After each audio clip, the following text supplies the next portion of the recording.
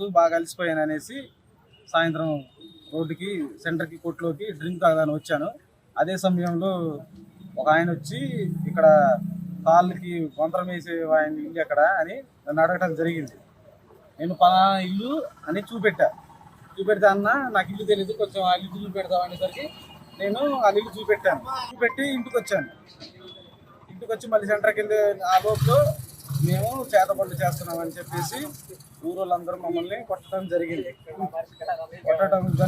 ఆ భయంతో నేను ఊరు పారిపోయి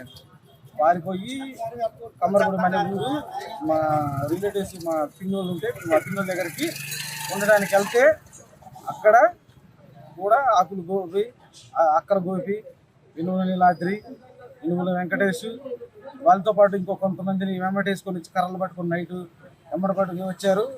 నేను చూసి అక్కడ నుండి పారిపోయి విలేరుపాడు నడుచుకుంటానే వెళ్ళిపోయారు.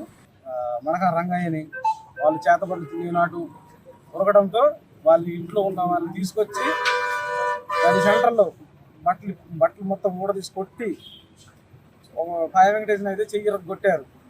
వాళ్ళ నోట్లో ఉచ్చబోసి లేడీస్ డేటు గుట్లు తెచ్చి వాళ్ళ నోట్లో పిండి నానా రచ్చ చేశారు. రచ్చ చేయడంతో వాళ్ళు ఇంకేం చెప్పాలో తెలియక కాము ఉండడంతో వాళ్ళ ఇంటికి వెళ్ళి వాళ్ళని ఈ నందిపండు మిమ్మల్ని వెలేయాలని చెప్పేసి వాళ్ళు సామాన్లు గీమాన్లు మొత్తం ఇరవటేశారు. ఆయనకు మనక రంగయ్య అసలు పని కూడా చేయలేడు. అసలు ఆయన అయితే దురదపాడు. వాళ్ళ అమ్మాయి నందిపండు పెళ్లి చేసుకోవడంతో ఆయన వాళ్ళ అమ్మాయి దగ్గర వచ్చి ఉంటుండు. ఆయన కూలి పని చేయలేడు, ఒక నాలుగు పని చేయలేడు. వాళ్ళ అమ్మాయి ఎంతో కష్టపడి తెచ్చి పెడితేనే తిని ఇంటికాడ ఉంటాడు. అంతే, ఎవడో ఒకడు కొంచెం మంత్రం ఇలాంటి చిన్నవి చేస్తుంటాడు. అది చేతబడి అనేసి ఊరోళ్ళందరూ మమ్మల్ని అలా చేయడం జరిగింది. న్యాయం చేయాలని మేము ముందుకు వచ్చాం.